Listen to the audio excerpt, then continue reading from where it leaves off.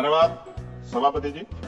वर्ष 2025-26 के लिए रेल मंत्रालय की अनुदान मांगों पर चर्चा में आपने मुझे मेरी बात रखने का मौका दिया और अच्छी बात यह है कि माननीय मंत्री जी भी यहाँ मौजूद हैं। मंत्री जी का दिल तो बहुत बड़ा है, लेकिन अगर हमारी मांगे मान लें तो तभी इस बात की पुष्टि हो। अगर ना मांगे मानी जाए, हमारे क्षेत्र का काम ना हो, तो फिर ये बात मानी जाएगी कि मंत्री जी का रुख जो है सभी सदस्यों के प्रति एक जैसा नहीं। तो मैं अपने क्षेत्र से शुरू करूंगा sir. Dhampur sugar mill crossing पर ओवरब्रिज का निर्माण मैंने पिछली बार भी मांग उठाई, लेकिन सर अभी तक कुछ नहीं हुआ। लोग परेशान होते हैं, डिजिटल युग में कई घंटे खड़े होना पड़ता है। जलालाबाद क्रॉसिंग ओवरब्रिज के नीचे अंडरपास के निर्माण की बात मैंने पिछली बार भी उठाई, कुछ नहीं हुआ। नजीबाद रेलवे स्टेशन पर बेगमपुरा एक्सप्रेस ट्रेन संख्या 12238 का ठहराव सुनिश्चित किया जाए, इसमें भी कोई काम नहीं हुआ। साथ साथ सर नजीबाबाद माल गोदाम पर ओवरब्रिज का निर्माण कराया जाए और उसको प्लेटफार्म को बढ़ाया जाए, क्योंकि वो मैंने पिछली बार बताया था कि महिलाओं को प्लेटफार्म से पिछली तरफ जब ट्रेन रुकती उतरना पड़ता है, वो सुरक्षित एरिया नहीं है। उसके साथ साथ नगीना बाईपास बिजनौर फाटक पर ओवरब्रिज का निर्माण कराया जाए।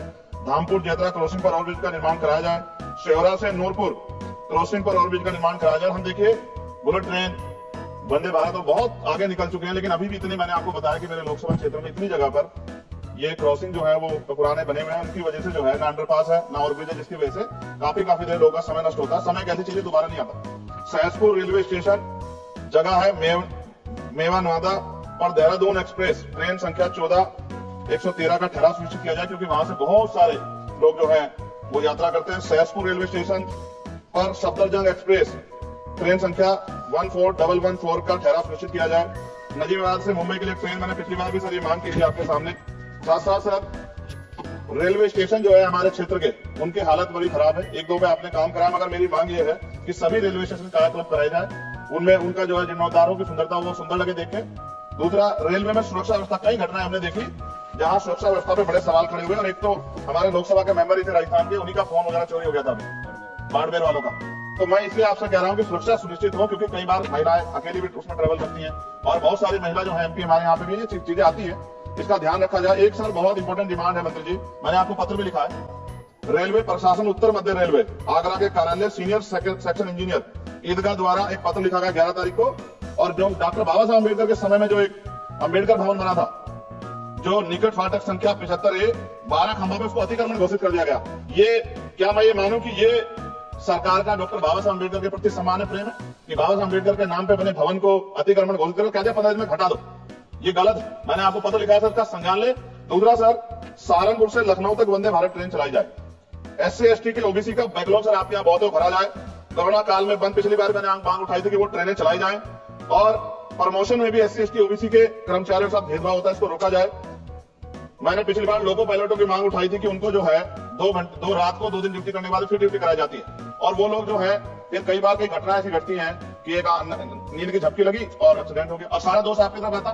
तो अभी ये दिल्ली में भी एक घटना घटी और कई सारी ऐसे ट्रेन घटना घटती है। इसके लिए मैं आपको नहीं दोषी मानता, लेकिन मैं कहता हूं कर्मचारियों को उस तरह की सुविधा मिलनी चाहिए कि वो जब वो ड्यूटी करे तो अपने आप को परफेक्ट महसूस करे। लेकिन अगर ये इस पर ध्यान नहीं दिया गया तो किसी दिन कोई बहुत बड़ी घटना घटेगी, तो लोगों के जीवन की कीमत होनी चाहिए।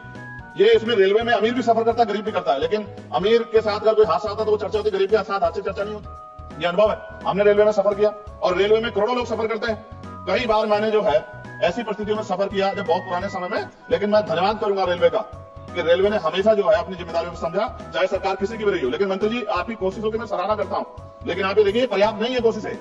जब बदलाव नहीं हो रहा है, लोगों को सुविधा नहीं मिल रही है, उस तरह की चीजें नहीं आ रही है, तो ये पर्याप्त नहीं है। मैं सभापति जी खत्म करूंगा। एक आउटसोर्सिंग रेलवे में बहुत हो रही है और आउटसोर्सिंग की वजह से SC ST OBC और अब EVS EWS के बच्चों को जो है आरक्षण का लाभ नहीं मिलता। आप चेक करा लो, करोड़ों लाखों नौकरियां होंगी उस पे, ठेकेदारी पे, आउटसोर्सिंग पे। और जब सरकार कहती है सबका साथ सबका विकास, तो अभी मेरा ये सवाल है कि जब इन लाखों नौकरियों में रिजर्वेशन का पालन नहीं हो रहा, जबकि DOPT गाइडलाइन है, तो फिर मैं क्यों ना मानूं कि सरकार नहीं चाहती कि SC ST OBC और EWS जो है, जो सामान्य जाति गरीब बच्चे, उनको जो आरक्षण के लाभ से वंचित करने का काम सरकार कर रही है। ये क्या सही है? तो मंत्री जी मैं उम्मीद करूंगा कि जब आप अपनी बात रखेंगे और जवाब देंगे तो आप इन सवालों का भी जवाब देंगे कि इन क्षेत्रों में हमारे सर सभापति जी, मेरे क्षेत्र के लोग भी टैक्स दे देना। हमारे बिहार में लगता है कि सरकार के लोगों का काम होगा, सिर्फ हमारे लोगों का काम नहीं होगा जहां से हम जीत गए। अगर उन क्षेत्रों में काम नहीं होगा तो फिर ये क्यों ना कहा जाए कि सरकार जो है भेदभाव कर रही है। इसलिए मैं माननीय मंत्री से मांग करूंगा, एक मांग इन्होंने मेरी पूरी भी की थी पिछली बार जब बेगमपुरा ट्रेन में सफाई की व्यवस्था करा के इन्होंने दी थी, मैं इसके लिए धन्यवाद करता हूँ। जी समाप्त कीजिए जी, समाप्त करो।